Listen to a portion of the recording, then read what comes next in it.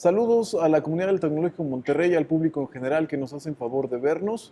Mi nombre es Carlos Gonzalo Blanco Rodríguez, soy el director de la carrera de Derecho del Tecnológico Monterrey en el Estado de México y preocupados por la difusión y la distribución del conocimiento, vamos a decirlo así, en materia de derechos ciudadanos, me tomé la libertad de invitar al director general Julio César Lara Morales, abogado, y titular del despacho Jus Intellectum. Gracias, Julio, por estar aquí con nosotros el Gracias día a de ti. hoy. Pues bueno, vamos a darle paso al tema por el que yo te invité y por el que me gustó hacer esta entrevista contigo, de difundir los derechos laborales de las personas, los derechos de los trabajadores, ¿no? De acuerdo a la Constitución y a la Ley Federal del Trabajo. Me gustaría preguntarte, con tu experiencia de más de 20 años como litigante en materia de derecho laboral, ¿cuál es la situación de los derechos laborales en México actualmente? Es una pregunta interesante. La mayoría de las personas piensa que podemos hablar de la situación de los derechos laborales en términos absolutos, pero no es así. Podemos dividirlos para entenderlos en una cuestión de marco jurídico y una cuestión de vivencia por parte de la población o de conocimiento de causa.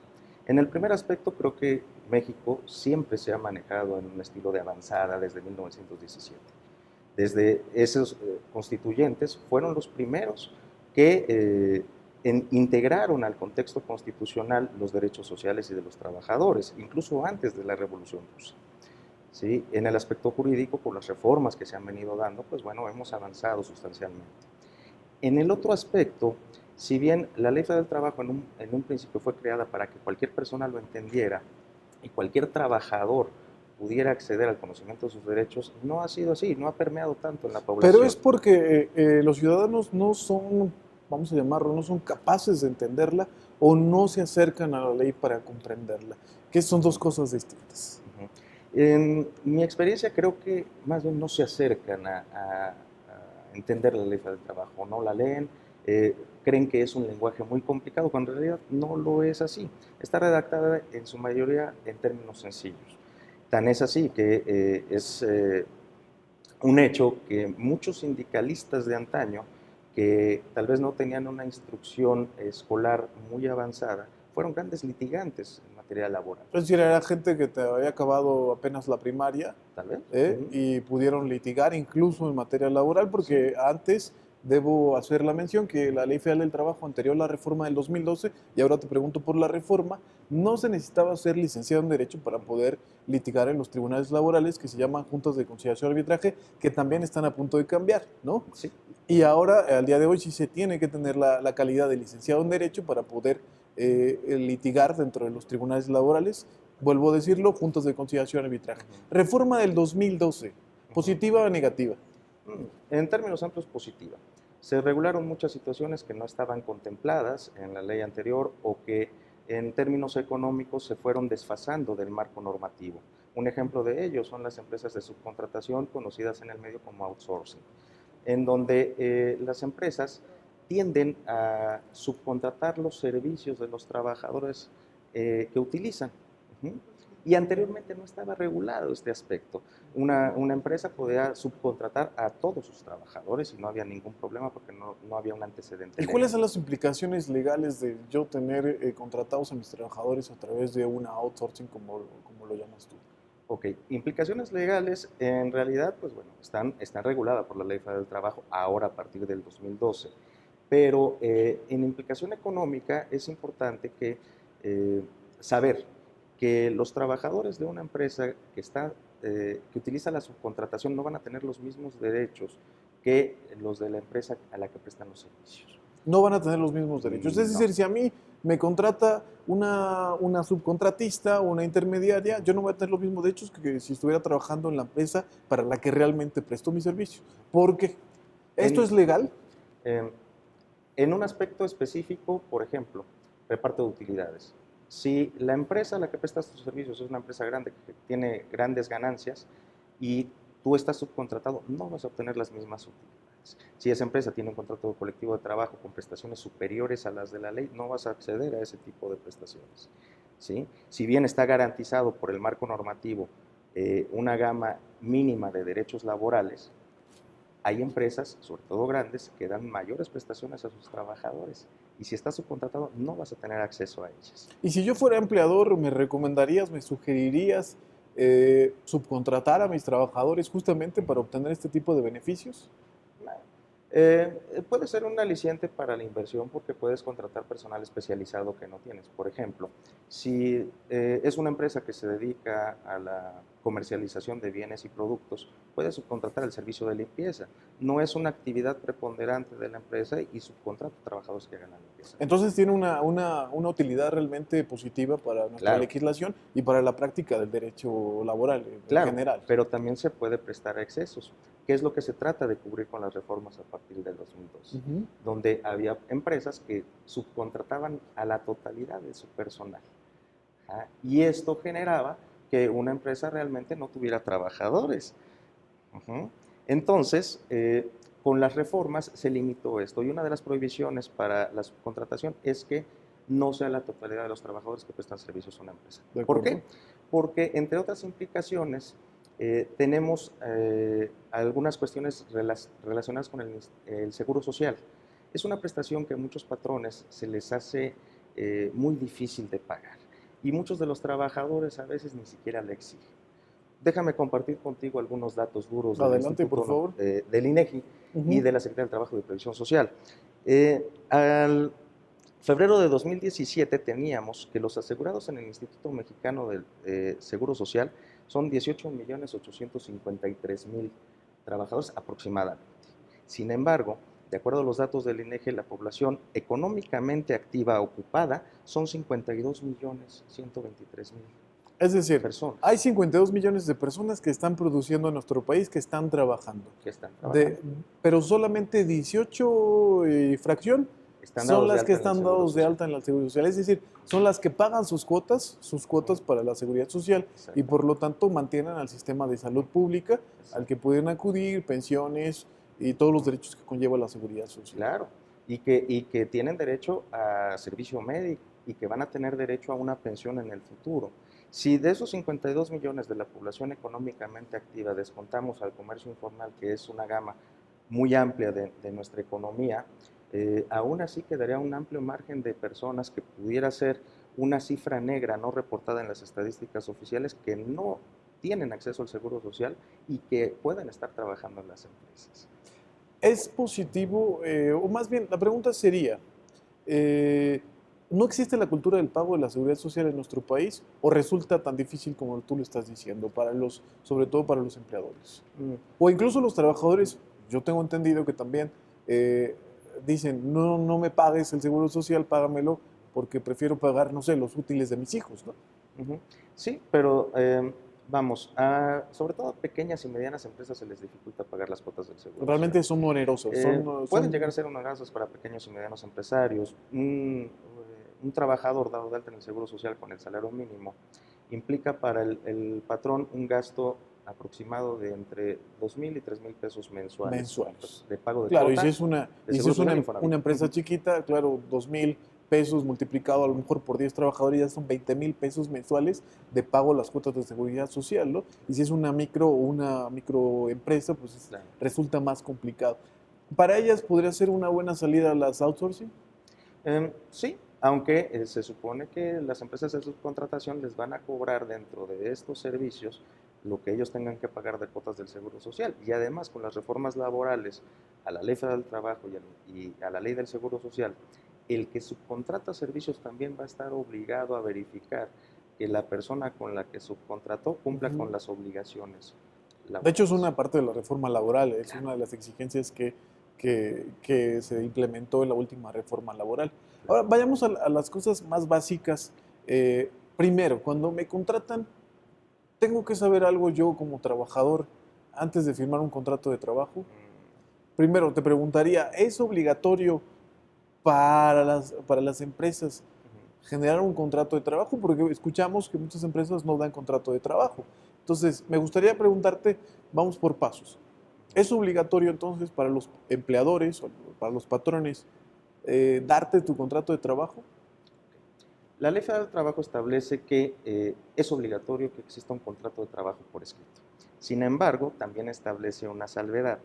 Cuando no exista un contrato de trabajo por escrito, es responsabilidad del patrón. Ok.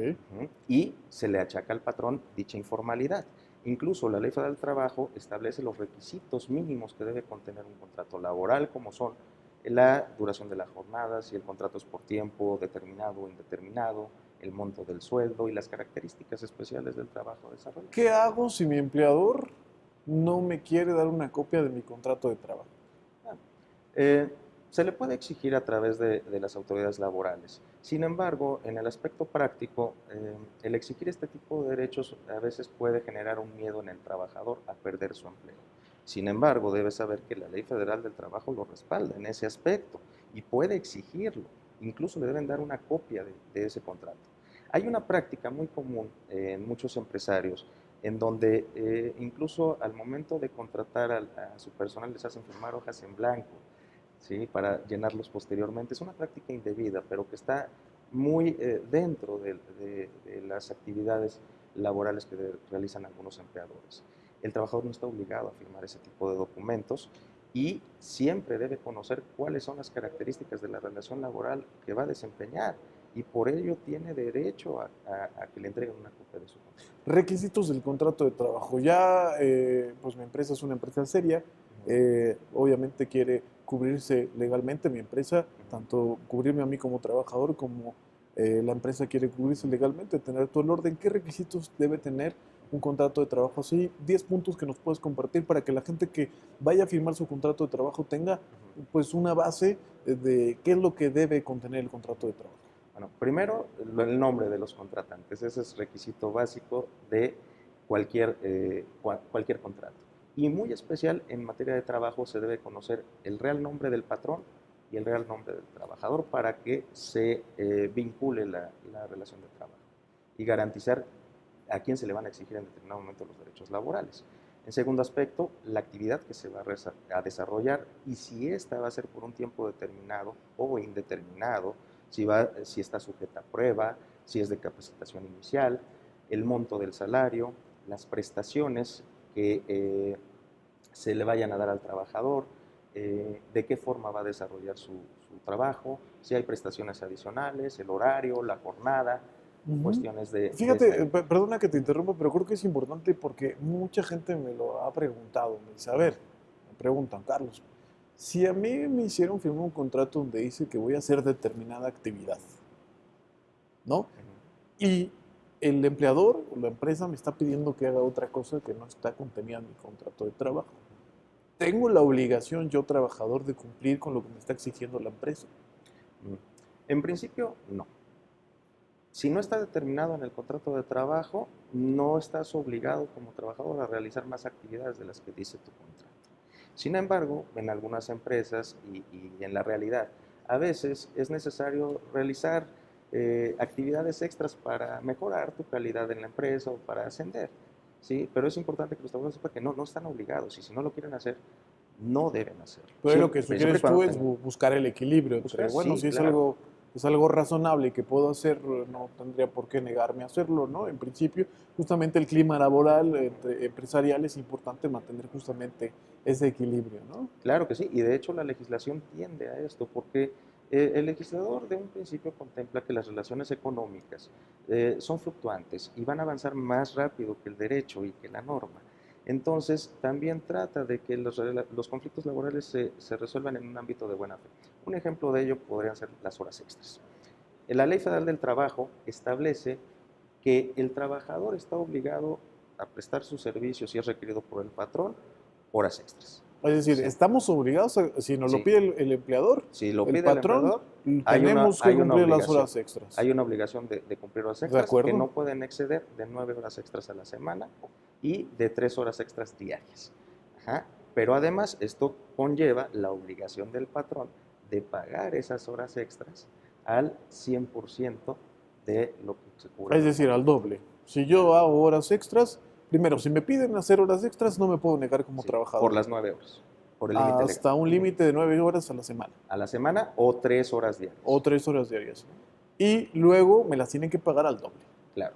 Si excede de ese marco legal de las 9 horas extras, el trabajador ya no está obligado a cumplir esas horas extras, pero además, si consienten trabajarlas, el patrón se las tiene que pagar al triple. Muy bien. Fíjate que me llamó la atención una de las cosas que dijiste hace un momento. Hablaste de dos tipos de contrato que son de relativa creación, nueva creación en la Ley Federal del Trabajo del 2002, en la reforma.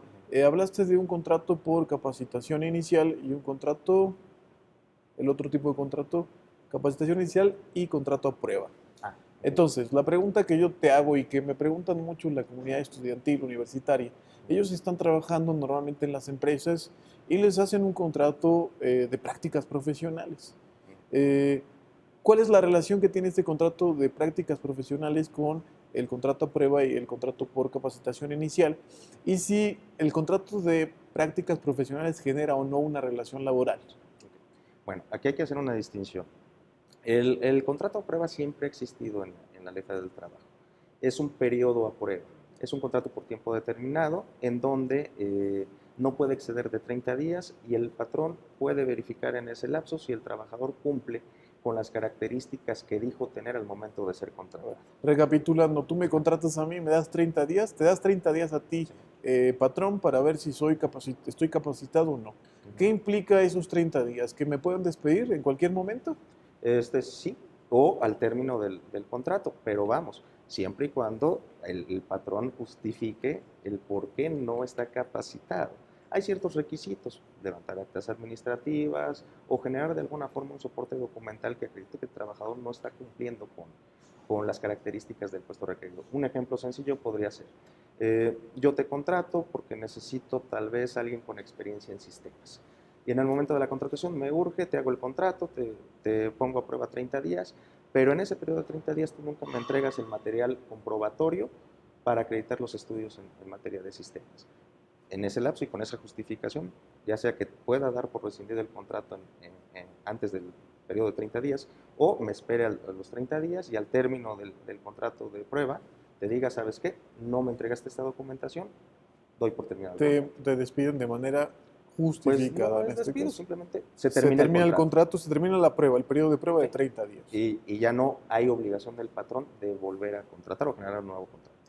Y en la reforma de 2012 Sí. además se crea el contrato de capacitación inicial. Este va dirigido sobre todo a los jóvenes que van saliendo a la etapa productiva del país, que es su primer empleo.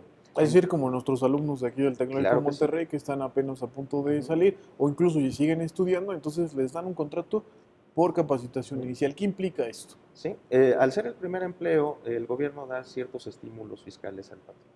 Por ejemplo, le reducen cuotas de seguridad social y además es como un contrato de prueba pero extendido, que se puede extender hasta 180 días, en donde el trabajador se va a capacitar para desarrollar las habilidades del puesto al que está entrando y tendrá oportunidad de generar la experiencia que le va a ayudar a obtener un mejor empleo en el futuro o incluso quedarse con el patrón que lo contrató inicialmente a través ya de un contrato de diversa naturaleza. Estos 180 días a los que tú te refieres no implica una relación laboral.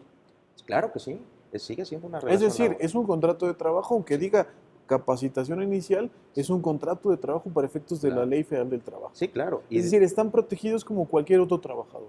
Sí, claro. Y de hecho, Aunque diga que son prácticas profesionales, son la trabajadores. ley federal del trabajo establece que la relación laboral se va a presumir si confluyen ciertos aspectos. Uno de ellos, la existencia de un patrón. Ajá. Para que exista un patrón, tú debes estar subordinado a él. Es decir, el patrón te dice cómo hacer el trabajo, regularmente lo vas a hacer en las instalaciones del patrón, te va a fijar un horario de entrada y de salida y te va a pagar un sueldo. Si se cumplen esos requisitos, es una relación laboral. Aunque ¿Sí? diga, y Aunque, perdón que lo ajá, diga o lo pregunte nuevamente, aunque diga prácticas profesionales, estamos hablando de una relación laboral. claro que sí. Es decir, son como cualquier otro trabajador. Un ejemplo claro podría ser una práctica que tienen algunas empresas. Generarles un contrato de prestación de servicios profesionales a empleados que cumplen un horario, que trabajan en la empresa y que tienen un salario. Independientemente de la denominación que se le dé a este tipo de contrato, es una relación laboral. Ahorita vamos a este tema, me gustaría cerrar qué bueno que lo tocas, el tema de los honorarios, porque es una práctica muy común en este país y que también sepan tanto trabajadores como patrones qué implica todo esto legalmente. Me gustaría retomar lo que acabas de decir, me parece muy interesante porque además pues mucha de nuestra comunidad también tiene relación con los empresarios y sería muy interesante que se fueran con el mensaje de cómo venderle al patrón que lo va a contratar los beneficios que puede obtener de contratar a jóvenes de nuestra comunidad, en particular el Tecnológico Monterrey, pero en general, obviamente para toda la comunidad universitaria es importante que sepan que le pueden vender de alguna u otra manera al empleador o al patrón que los contrate, que contratarles es beneficioso económicamente hablando. Claro. ¿Cuáles serían entonces los beneficios que tienen los empresarios de contratar por primera vez a un joven? Ok. En principio, una reducción de cuotas de seguridad social. En segundo, muchos de los jóvenes que egresan de los institutos técnicos y las instituciones de educación pública y privada realmente están muy capacitados para hacer el trabajo. Entonces vas a tener una mano de obra joven a la cual le vas a poder enseñar, le vas a poder crear valores de trabajo y te va a poder aportar también un aspecto de innovación laboral, ¿sí? Esos creo que son beneficios inestimables para el empresario y si además el gobierno te va a dar estos beneficios fiscales en cuota de seguridad social, es excelente. Yo creo que es una muy buena oportunidad tanto a los empresarios que seguramente pueden dar la oportunidad por primera vez a muchos de los jóvenes universitarios de nuestro país, tanto como dices tú, universidades públicas, privadas, universidades tecnológicas en general. Y volviendo al tema de los honorarios, que eso es una práctica bien común en México. Siempre cuando nos hacen una entrevista de trabajo, a veces nos dicen, te voy a contratar, pero va a ser bajo el esquema de fiscal de honorarios. ¿Qué significa esto? Un poco para que la gente pueda entender esto. Bueno, un régimen de honorarios implica que el que se contrata es un profesionista independiente, es decir, va a aportar sus conocimientos para su cliente. Y él le va a pagar un estipendio por esta situación, pero no está obligado a realizar el trabajo dentro de las instalaciones de su cliente, no está obligado a observar instrucciones de cómo hacer su trabajo porque él es un profesionista y sabe cómo hacerlo. Es como en el caso de los abogados. El cliente contrata a un abogado para que lo asesore en un conflicto, pero no le dice al abogado cómo debe redactar la demanda, porque eso es la profesión del abogado, ¿sí? En cambio, en este tipo de empresas tratan de maquillar una relación laboral a través del contrato de prestación de servicios profesionales, cuando en realidad tienen al empleado trabajando para un patrón que le indica cómo hacer el trabajo, sujeto a un horario de trabajo y además se realiza en las instalaciones de la propia empresa. Eso no es un contrato de prestación de servicios profesionales, no es una relación de honorarios, es una relación de trabajo. Y en determinado momento, si existe algún conflicto y el trabajador demanda al patrón, puede exigir que se reconozca que es una relación laboral e incluso reclamar retroactivamente la inscripción al Seguro Social.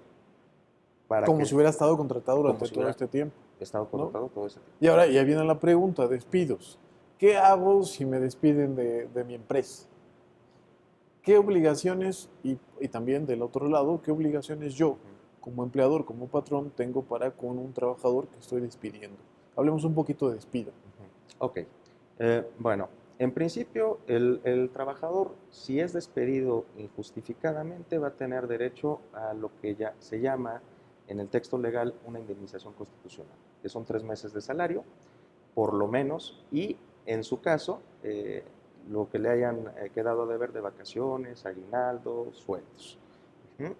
Si solicita la reinstalación, además va a poder exigir 20 días por año, si es un contrato por tiempo determinado. Pero si es por causa justificada, es decir,